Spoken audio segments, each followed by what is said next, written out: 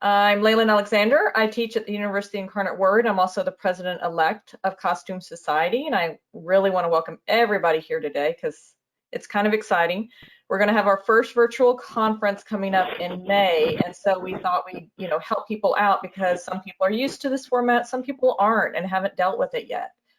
And with that, we really want to to give you a little bit of a boost, whether you're going to be presenting at this particular conference in May, or you're presenting at some other, or maybe you just want a little help with teaching online or meetings online, whatever it may be. I'm hoping some of this will be applicable in some way or another to help you guys out.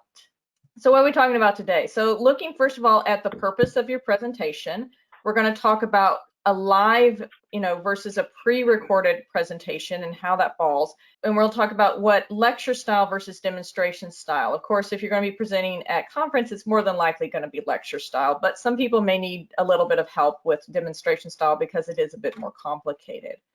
We'll talk a bit about equipment and specifically what you need, if you need anything more. You may not. You may be totally set with what you've got. Same thing with software, and then a few tips and tricks to keep in mind when you are presenting online. All right, a lot of words for one slide. I tend to work with pictures mostly, but so when you're thinking about your purpose, for a conference, you have a very specific purpose. So think about that versus if you're teaching online or if you're having a meeting, it's the same sort of thing that you would do for any presentation, whether it was in person or not. So do think about the needs analysis of who is your audience and what do they specifically need. So some audiences, you're trying to teach them a new skill. Sometimes you're just disseminating the research. You're trying to teach all sorts of things. Looking at the audience, are they a very homogeneous group or are they a heterogeneous group?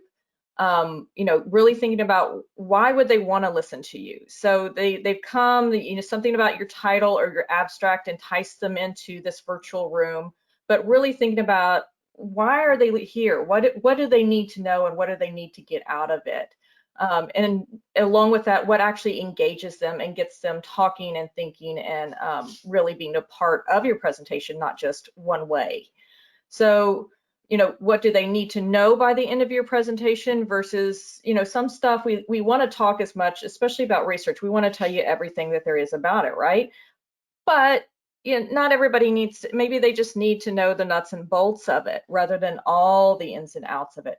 Thinking about, if you're limited in time, particularly for virtual, people's attention is really short. So, what do you really want to get them to get out of that presentation, and try to narrow it down to just a few, like if you can, just 3 things that here's the 3 things you need to know by the end of this presentation and really focus on that. And then a few logistics come into it. Do you have a time limit? Are you allowed to go drone on for 3 hours? Because people aren't going to sit there for 3 hours. I've sat through those meetings before.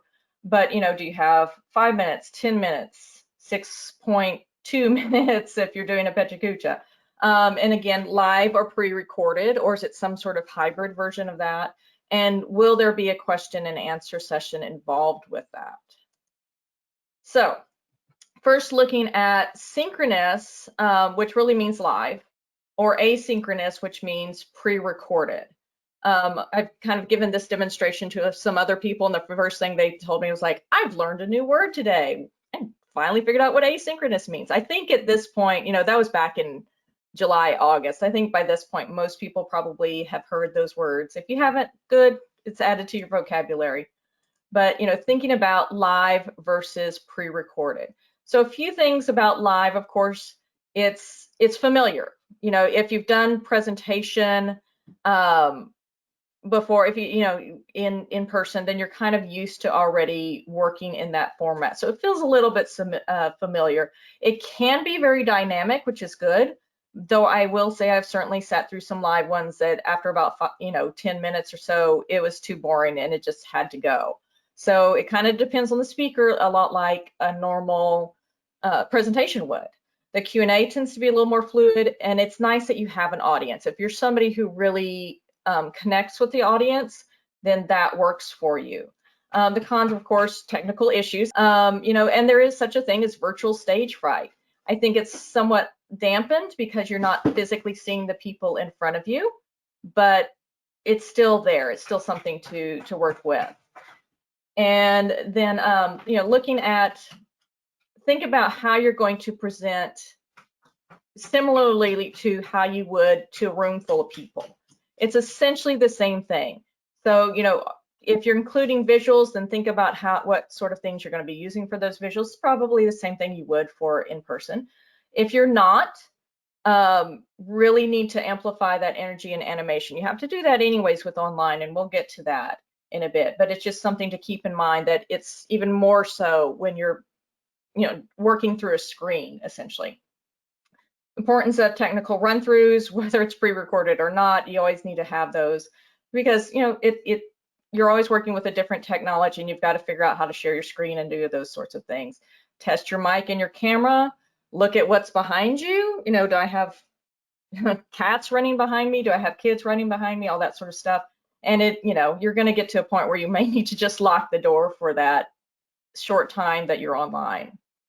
So some pre-recorded strategies. I don't want to just read off the screen to you guys, but again, pros and cons. A lot of the same stuff applies, really.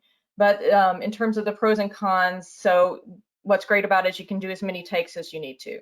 If you get a little bit flustered, you can take 20 versions of this and go with the correct one, the one that feels the best, I should say.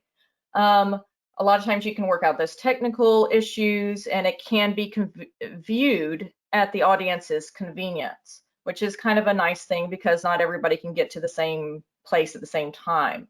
But, and it's easier for those who tend to be intimidated by the audience and get that virtual stage fright. On the other hand, it tends to have a little less energy, tends to be a little bit drier sort of thing. And you may still have technical issues. There's not always a way around those. And again, consider whether you would want visuals or not.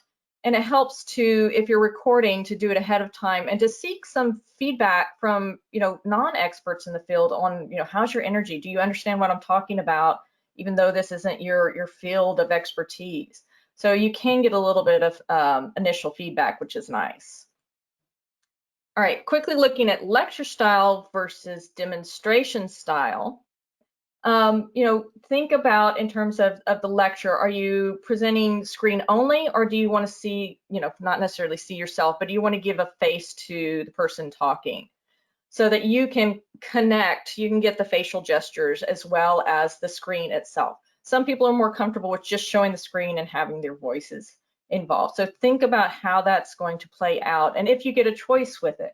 If it's pre-recording, there are ways to handle that. Whereas if it's live, it kind of depends on who's handling it, who's the technical issues behind it, I should say. Visuals, you can't say enough about them. Nobody likes to read from the screen, and it's even worse when you're online. So it's just, add those visuals in, be able to talk about your subject matter, so practice through it a little bit more. So like I said, it's even more annoying when it's recorded or when it's through a screen than it is in live and in person. And I know we're all annoyed by that. So break it up. If you've got the time, sometimes you're too limited. You only have 5 to 10 minutes anyways. You don't really have that time to break things up. And what I mean by that is, add in a little bit of an icebreaker or some sort of activity that your audience can be engaged with you. They're not just listening to the talking head on the screen and watching the slides, and also maybe paying attention to their dinner or their kids asking questions, because there's just so many more distractions when we're online. Thinking about in terms of visuals, charts, big pictures tend to work better. Tiny little charts, is it that important to what you're saying? Does it go back to what does your audience need to get out of it? If we can go to 3 things, that's best. So maybe that's not the best choice. Maybe it's better to show, sort of a visual from an interview or something if you have permission to use that. So think about the visuals and don't get too caught up in tiny little charts and graphs and things that people can't read and won't be able to afterwards because it's going faster than they can pay attention to. And all this actually applies to live in-person presentations too, but it's just good reminders. And of course, don't discount editing, especially if you're pre-recording. So you can cut between shots. That's kind of a cool thing, is being able to, maybe you just show your face for a little while and then you cut back to the PowerPoint screen. Those are things that you can actually do if you're pre-recording, which is pretty nifty to be able to have that, that option. So for demonstration style, just to give some folks a little bit of a leg up if you have to do demonstration style, which I have to do a lot because I teach studio classes. It does often require a little bit more of an equipment investment or equipment creativity, I should say, because you can always work with just what you have, but you may have to be a little bit innovative with it. So thinking about your angle, literally and figuratively, how are you approaching this in terms of figuratively? Are you going to approach it from a new perspective, this particular topic? And then when I mean literally, I mean, can we switch angles of camera views and, move things up close, move it, so you can get a little more of a bird's eye. So thinking about angle both in terms of the actual camera view and in how you're just approaching the topic. So the magic of B-roll and close-ups, this comes back into the pre-recording and editing. It really helps if you can, change your angle view, maybe have, your iPhone over here and a regular camera over there. And so one's doing close-ups, one's doing more of the bird's eye, and you can switch between. Now with anything, whether it's live or whether it's pre-recorded, wash, rinse, repeat, particularly for live, like I said, attention span, really short. Online, attention span is even shorter. So you have to repeat messages over and over, and it does feel on your part, because you're the one talking, that you're kind of dumbing things down. You're really not. I mean, I teach a lot of hands-on skills, and even when I have the students right there in front, well, 6 feet apart, but in front of me, I still have to repeat the same things over and over again for it to finally sink in. And it's not that your audience is somehow dumb or has a problem. It's just human nature that we need to really let things sink in by hearing it multiple times, by seeing it, by touching it, by doing it, all those sorts of things. And particularly for demonstration style, if you're stuck, online somehow or another, you really have to explain every move. Things that you normally take for granted in terms of moving. If you're teaching pattern making and you slap down the ruler, you have to explain that you're making that grain line parallel to center front and show the ruler and how it's parallel to center front. So you really have to explain every single move, and just to make sure that people understand what's going on with that. All right, so let's break it up a little bit. So in the chat box, who's your favorite fuzzy coworker from this past year? I have a few running around in my feet right now that are making a little bit of a racket. I have a lot of cats. I'm a cat person. I appreciate that, Deb. Your husband is fuzzy. Cats, dogs. I've seen rats. I've seen gerbils. I've seen birds, all sorts of stuff. And certainly a lot of kids, a lot of husbands, wives, babies, all sorts of good stuff in there. This past year has been pretty crazy. So I see Elizabeth's talking about the rooster making noise. I had one that my neighbor's rooster used to come over and announce himself every morning to me. It was not the best alarm clock. Awesome. Love to hear it. Like to see the variety in there. All right, let's switch over to equipment and looking really at what you specifically need. And you're going, oh, wait, do I need to get equipment for this? Probably not. But I do want to cover this because some people often do have those questions, and it's easier to see it and put something to it. So how often are you going to be presenting is the first question. Are you just doing this one time for the CSA conference? Then don't invest in anything else than what you already have. And if you don't have enough to get going, then borrow from a friend, or see if you can go to the library and somehow use their equipment or something. Don't put money into this if you're only going to be doing 1 or 2 presentations in the year. If you're like me, you're teaching, part of it's online, part of it's face-to-face, last spring. I mean, I'd already been teaching partially online, so I had some equipment, but let me tell you, in March, I contacted my camera store and immediately started talking about what I needed, because I online teaching almost every day, and I teach a lot of hands-on stuff. So, you know, that really is a big factor into it. What do the viewers need to see and understand? So do they need to see you? Do they just need to see your hands and what your hands are doing? Do they just need to see a computer screen where you're showing slides? Is it something that's moving? So all of those kind of factor into what equipment you may or may not need. So, and again, of course, budget. Budget's the big one. You know, go with what you can afford. And like I said, if all you have is an iPhone, work with your iPhone or your Android or whatever, you know, you happen to have. If you're just not a technical savvy person, you don't even have a computer, that's fine. You know, you can go to the library, and I think you can temporarily rent them. You can, there's ways around it to fit your specific budget. Start with what you've got. Don't jump into the deep end thinking you need to in order to make a great presentations, because I've seen great presentations with the most minimal of equipment. And with that, I'm starting with sound. You think we're visual people, we go with the visuals. Actually, sound is more important with anything online than the visuals are. People will forgive you. And in fact, if you talk to any person who does YouTube as a living, they will tell you that viewers will forgive you for bad video. They will never forgive you for bad sound. They're going to change the channel. They're going to cut off, whatever. If you get some weird sound thing going on, they're just going to leave. So sound actually is more important than video itself. Don't rely, and this again is really more for demonstration rather than lectures, because lectures you're probably not going to be filming with a camera. You're just going to either have a webcam that's on your laptop and just screen recording or something like that. But if you do demonstration stuff, first and foremost, do not rely on the camera's microphone. This is one of those key things that anytime I teach how to do this online stuff, really, I want you to walk away with that. Don't use the microphone that's on the camera, because it is pretty much the worst microphone that there is. No matter what the camera is. The camera can be really high end, but it's going to have a crappy microphone. So always add something in supplemental, and there's some really affordable stuff out there. There's lavalier mics, which are pretty darn cheap. You can get them, you know, a really decent one for 10 bucks. You can get the headsets.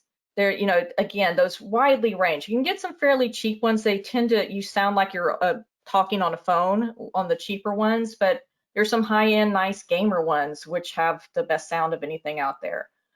Shotgun mics, and then what I use is actually a Blue Yeti that's hung over my desk because I do so many of these, and I have a pop screen and a few other things like that.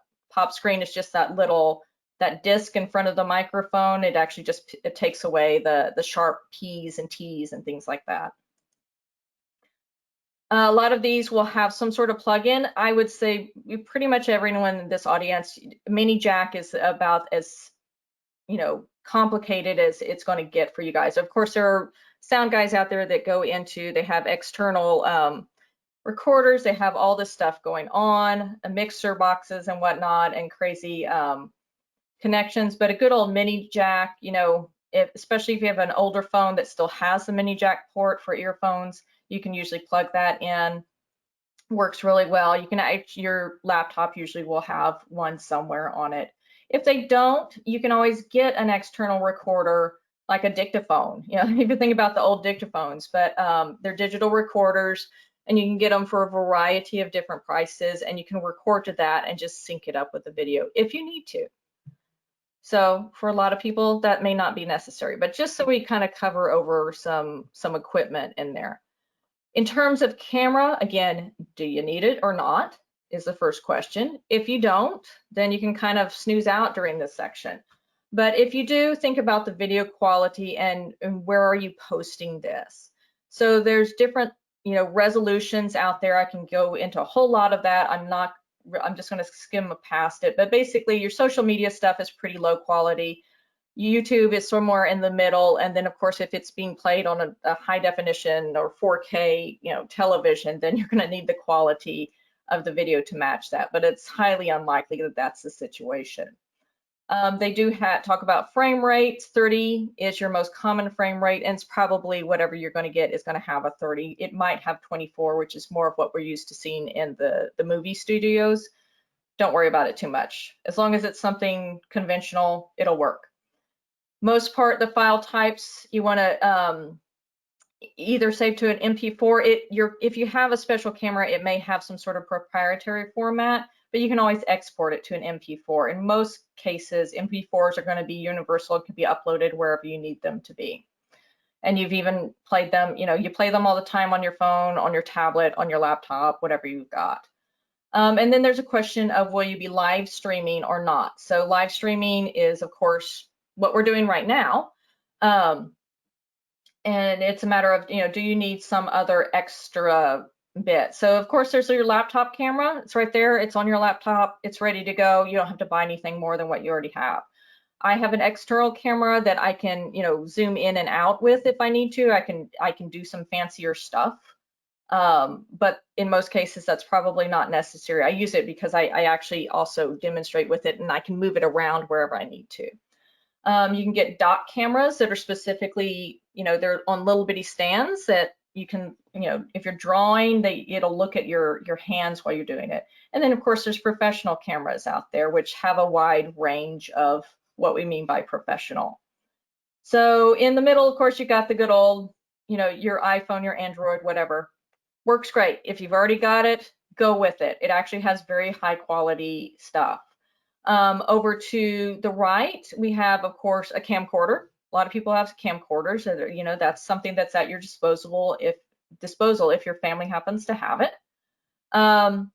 We've got some webcams. We've got the white thing is a document camera that I've used before. That's pretty nifty. It's great for when you're showing illustration and drawing techniques and things like that. Over in the upper left, we've got some different types of a DSLR. I'm saying that backwards, sorry. And then the one that I use is actually a mirrorless camera. So I have a Panasonic Lumix, which I am quite fond of. There's some live stream ones that are fancy, like the Blackmagic in the lower left corner, and then you can get up to semi-professional and really professional stuff, but I kind of doubt anyone is going on with that. So Allison just gave us a great tip about Overviewer as an app into a dock camera. Yeah, there's quite a few dock camera apps out there for iPhones and Androids that are pretty useful. You always look at the reviews. The reviews will tell you what you need to know. Do you need a tripod? Again, this is more of a demo thing rather than a lecture style, but just to kind of cover it, you've got these fun little grippy ones like over in the left that are fairly affordable. I think 35 to 60, depending on which type you get. And there are some that just specifically hold your phone, whatever your phone model is. Now, you don't have to have those because you can get pretty clever with some rubber bands and some duct tape. It's just, it's a matter of what your personal needs are. And of course, you can go further up with some fancier tripods. A boom arm is actually what I use for when I'm doing flat pattern demonstrations. I have a boom arm that actually puts the camera over top and can look down. And everybody can see my gray hair from the top, but they can also see my hands, which is more important. Lighting, I've promised Mary I'd get to lighting. So don't discount good old sunlight. Find a good window and make sure it's facing towards you, not behind you. So when you're recording, now normally if I'm doing this during the day, I actually have a window right to my front left, which is great for lighting, and I don't need anything else. My camera also does a white balance adjust, but sometimes if I need it, I'll stick a little light pad up on a tripod behind my desk. That works really well too. But you can also do a flashlight. You can take a desk lamp and put it right behind your laptop. It's a little bit hard to stare at, but you're looking at the camera. So the camera should be between you and the light.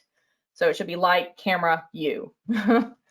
And of course, there's plenty of other options out there that you can find through even Amazon there's loads of ring lights because so many people are doing, so many influencers are trying to get into the influencing business sort of thing, where it's got a lovely ring light and it holds your phone smack in the middle of it.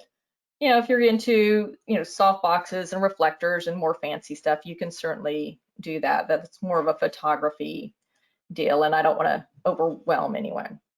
All right, editing and capture software.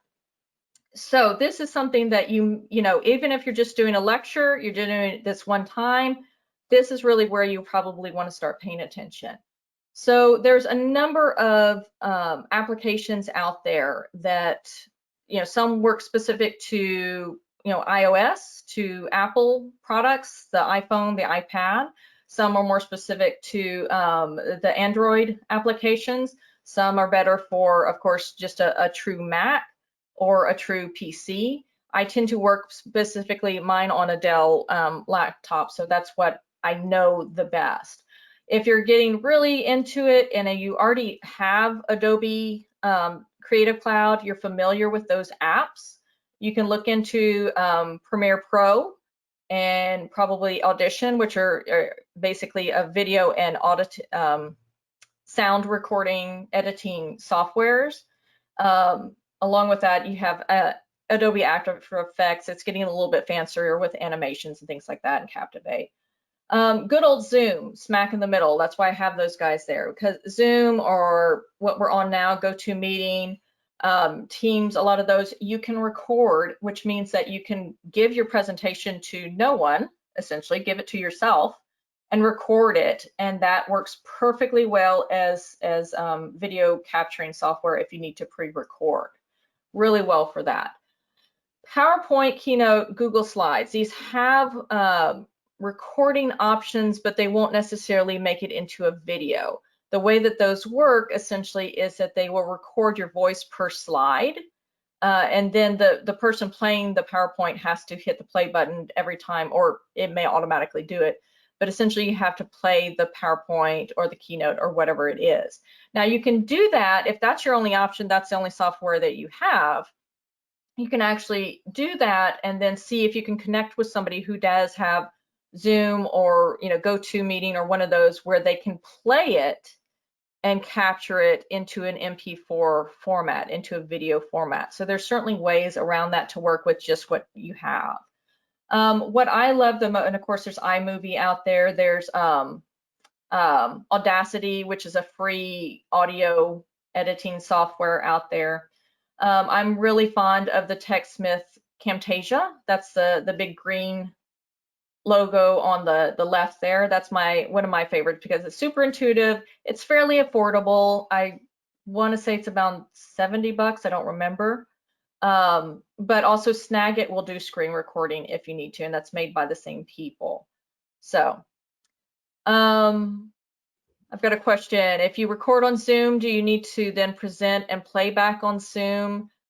Essentially, no, I don't think so. So I think if you're recording directly to Zoom, you're talking to the camera at that point, you just let it load. You know, it's either going to load to the cloud or it's going to load, or you can download it to your computer specifically, and then you can check from there and see if it needs any editing. If you don't have editing software, then you may just want to re-record it. So lots of good advice out there. Yeah, Camtasia is a really good one. And they've got a new sound recording software out there that also starts with an A. I've gone blank on what it is. Everything sounds like, you know, auditory or Audition, whatever. Just running through a few tips and tricks. So if you're recording yourself, things to think about: what's behind you. I've got this lovely wall of scissors and a nice old bookcase behind me, which isn't too bad, but sometimes a cat will sneak up behind me and I'm not aware of it. Plus I'm in a room that's a conduit to another part of the house. So sometimes my sister sneaks in and is behind me. So if that's the case, you kind of want to try to limit those distractions. Try to shut the animals out of the room, try to shut the family members out of the room, particularly if it's a very formal presentation and you want to give a good impression. Do think about your wardrobe. This is a weird one. You know, tiny stripes and tiny dots tend to look like vibration on the screen. So usually jewel tones are, you just can't go wrong with jewel tones in terms of at the camera. And most people look good in some sort of jewel tones. So yeah, prints, I've got an actually pretty big print on, so it's not terribly distracting at the moment. But some people, if you're doing multiple videos, you'll see this with a lot of YouTubers, that they have either a wardrobe or they wear the same shirt every time. It's something about it is there's some science behind it that it kind of jars people if they see you, if they cut and you're suddenly wearing a different shirt to a new thing. I don't think that's going to really apply to anyone, but it's just some nice trivia for you guys out there. So a lot of people that I know that do the YouTube thing, they just have this wardrobe of black shirts or of purple shirts, whatever, so that they never have to remember what to put on. Do remember the lighting, think about what's behind you specifically. Is it going to be making your face really dark and hard to read? Plus it, tends to shine brightly into the camera for people. And then add a light source right behind the camera to make, you visible. We want to see you. Some people make sound boosts. This is kind of getting a little bit farther out there in terms of commitment, but it is an option. I know plenty of people who just take an unused closet. I've never met an unused closet anywhere in my house, so I'm not sure how that happens, but supposedly it happens in fairy tale land. And they'll take that egg crate foam that you can get, the old ones for the mattresses, and you can just staple that stuff or screw it up to the wall. Does a great system of taking out the vibration. It's really great for lovely voice recordings. And with that, stand up. This is part of presentations. Normally you would stand up, either behind a podium or you'd be walking around the room. Anytime I'm giving a presentation like this, even with my students, I've got a standing desk. I raise my desk up, I stand up, because you always sound better coming from using your full diaphragm. It's nitpicky, tiny stuff, but you'll trust me, if you record yourself standing versus slouched in a chair, you sound very different. And it's much more engaging for people that way. So thinking about hands-on demos, again, same sort of thing. Clean off the table. Use contrasting colors. So if I'm showing patterns for pattern making, I use bright colored paper to put behind the white paper so that you can see what the movement of the dart is. You may have to use contrasting threads and fabrics and things like that. So you may need some close-ups and some still shots, and that's where that B-roll comes in. And a lot of times I'll just take it with a camera. I'll just take a still shot and then put that frame up for a little while I'm talking so that you can get that close-up. And it's an easy way to do it. If you're recording a screen demo, meaning that you're showing how to use software on the screen, like if we had to do a demonstration of how to use Excel or something, in that case, you'd want to clean up your desktop, make sure you have a fairly plain background, and increase your display scale. So when you can, make it larger, make the application that you're working in at 150, 175% of the screen resolution, and you can just change in your display settings to make it easier for people to see. If you can, magnify your mouse. There's different applications out there where people can follow your mouse. It'll either highlight it or it'll make it bigger or something and show keyboard shortcuts. Again, that may not be applicable to this audience, but I wanted to throw it out there for those who, maybe it's a little tip that will help you if you're in that market. Write out a script and practice. Scripts are great, particularly if you're pre-recording. Well, of course, they're good in any case, whether you're giving a live presentation or not. But the trick to screen recording is that it automatically gives you something that you can pull from for closed captioning, which is fabulous. Closed captioning, I'm a big advocate that, when you can add that in. It's a little bit harder on these live sessions unless you're actually paying a separate person to be doing that transcript. But for most pre-recorded stuff, you can run it through YouTube, you can run it through, even PowerPoint actually does have, but you can actually turn on closed captions for PowerPoint. They're not great. They're just going to screw up words, and if it's, especially if you have a little bit of a Texan accent like I do or something, but it's a help, and it does help people. And also thinking about, the contrast of the lettering and from the background is another key thing for helping people out with accessibility. It's pretty important. I kind of jumped around there, but higher energy. So online training, like I said, if it's boring in person, it's going to be about 10 times more boring when you get behind a screen. So you really have to amp up the energy. You've got to amp up the animations, you know, that kind of, and by, I don't mean PowerPoint animations. I mean, you know, your facial expressions, your hands, what's going on with that, to keep people engaged with that, because there's, you know, you guys are sitting all in your own space at the moment. There's plenty of distractions for you. I don't know how many people are checking your email right now, but I would say probably out of 73 people here, I'd say probably 20 people are right now checking their email or their text. So there's plenty of distractions out there. Find a way to keep them engaged.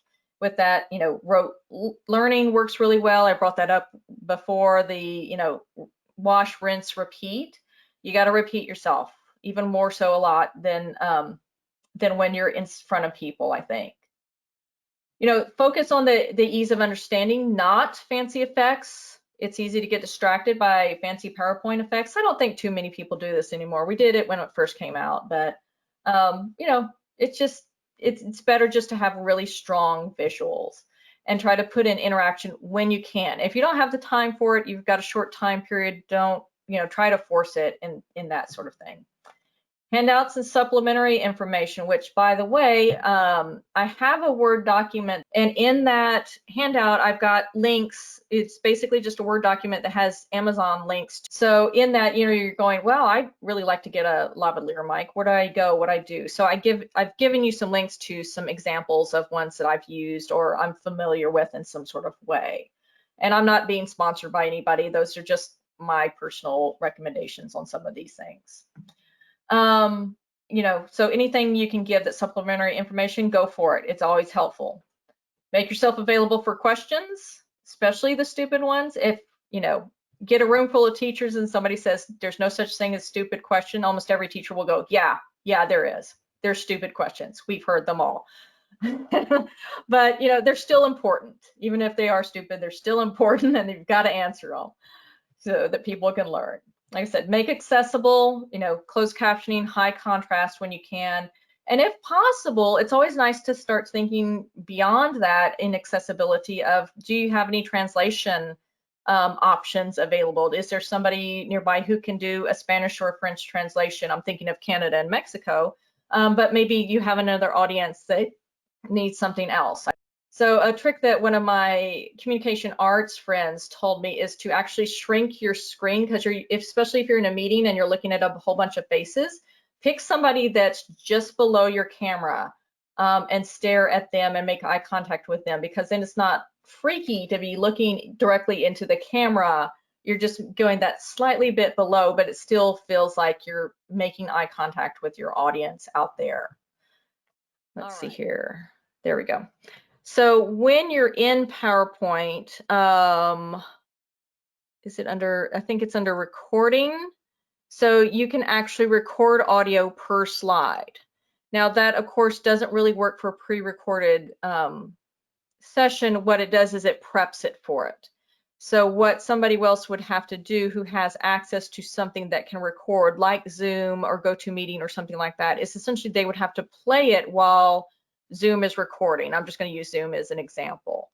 So that's how they would essentially do it. Now, as a teacher, I've got, you know, access to all sorts of stuff because, you know, that I'm teaching at a university. When you have this little box checked, I'm under slideshow, and you can have some different, you can tell it where you want it positioned. It will attempt to do its, you know, its closed captioning for you. And I've seen some people use it, which is pretty nifty. And like I said, it's sort of, it's about 80% correct. You know, there's some random words that show up there that just, it does a bad job of trying to figure out what you're saying, but that is an option in there. Yes, videos embedded in sort of PowerPoints that it's a little bit rough. It's also rough. I think that we've discovered that GoToMeeting will not allow us to play videos or to play them very easily. And Zoom, you can do it, you just have to have the right settings ahead of time. So it's a little bit tricky with playing videos inside of any of these applications. Some people from the reception, yeah, a lot of that has to do with each person's Wi-Fi. That's why it's also, if you have a lot of people in a meeting, better to you know, sometimes it's just better to have everyone's cameras off and mics off, because that will, you know, cut down on the amount of traffic trying to go back and forth. Eyeglass reflection from the bright screen is something that true. Yeah, I've got glasses, and you can see that I've got some reflections going on from my screen. So it is something to keep up there. Sort of, you know, it's up to you. Some people can say everything with just 3 slides. Some people need 60 slides. You know, myself, I've gone that whole gamut. It just depends on the topic and how much I need to show with that. So I think that's really a personal choice, that, you know, so long as it's not rushed, but it's, you know, you're getting across what you need to get across in terms of the number of slides. Needs more PowerPoint slides than the same talk in person. I haven't actually had that experience, Suzanne. Yeah, but maybe that's just my teaching style, that, you know, I've kind of bounced around. I try to actually limit a little bit more, if anything, I would say, with online, because of the attention span with people. So I find that it often, oh, there is a cat behind me. I've just now noticed. There's Fiona. So yeah, I think that's just, again, sort of a personal preference in there. Have a good night, everybody.